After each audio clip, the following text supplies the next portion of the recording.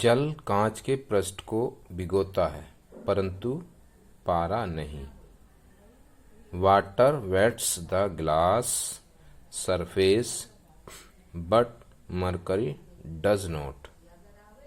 एक क्वेश्चन आता है ये, यदि द्रव व ठोस के अणुओं के बीच आसंजक बल द्रव के अणुओं के बीच लगने वाले संसंजक बल से अधिक है तो द्रव के अणु ठोस के संपर्क में आने पर ठोस से चिपक जाते हैं और ठोस को भिगो देते हैं, जैसे जल कांच को भिगो देता है।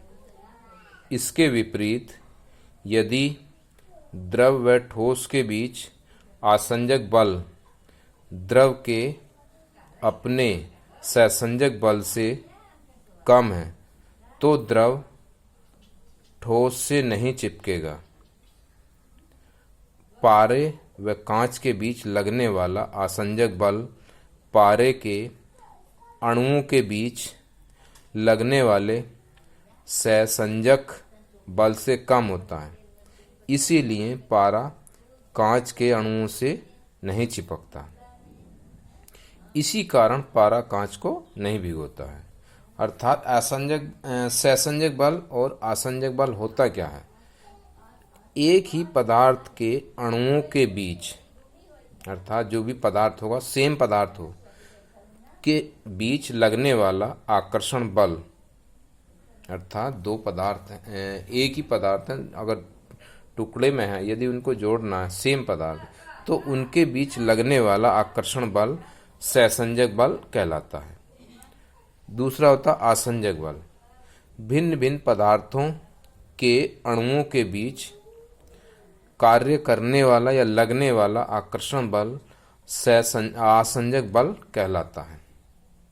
अब इसके बाद हम आपको इसके दिखाएंगे जो प्रयोग है, अर्थात जो जल कांच के पृष्ठ को तो भिगोता है परंतु पारे को नहीं, परंतु पारा कांच को नहीं भिगोता। अभी इसमें देखिए, अभी प्रयोग दिखाते हैं आपके बारे में सामने, तो देखिएगा। अभी रखें, एक में रखा है जल और एक खाली है, अर्थात आप इसमें देख रहे हैं एक क्वेश्चन आता है कि जल कांच को भिगोता परंतु पारा नहीं।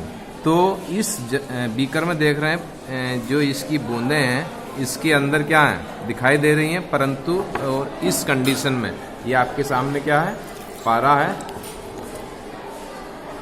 ये पारा है जिसमें कि ये इसको नहीं भिगोता। ऐसा क्यों? क्योंकि जल और कांच के बीच जो एंगल होता है, अर्थात कोण 90 डिग्री से कम होता है, और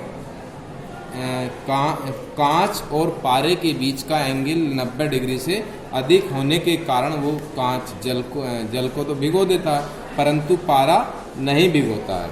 ऐसा क्योंकि जो एंगल है इसके तल के बीच में जो जल है उसकी जो आकृति बनती है ऊपर से अवतल बनती है, और पारे में जो आकृति बनती है उसकी जो लेयर होती है वो बनती है उत्तल, क्योंकि उसका देख रहे हैं साइडों में दबा हुआ और बीच में उठा हुआ होता है, क्योंकि इसकी उत्तलाकार आकृति होती है और इसकी होती है अवतलाकार, क्योंकि बीच में गहरा दिखाई दे रहा है और साइडों में उठा हुआ, तो ये अवतल के आकार का होता है और ये उत्तल के आकार का होता है। तो इसी कारण से जो इसमें जल कांच को तो भिगो देता, क्योंकि इसके पार्टिकल क्या है, इसकी लेयर को भिगो देते हैं, परंतु जो पारा है वो अधिक कोण होने के कारण वो उसको नहीं भिगोता है। तो इस प्रकार कहा जा सकता है कि जल कांच को तो भिगो देता है परंतु पारा नहीं। Thank you.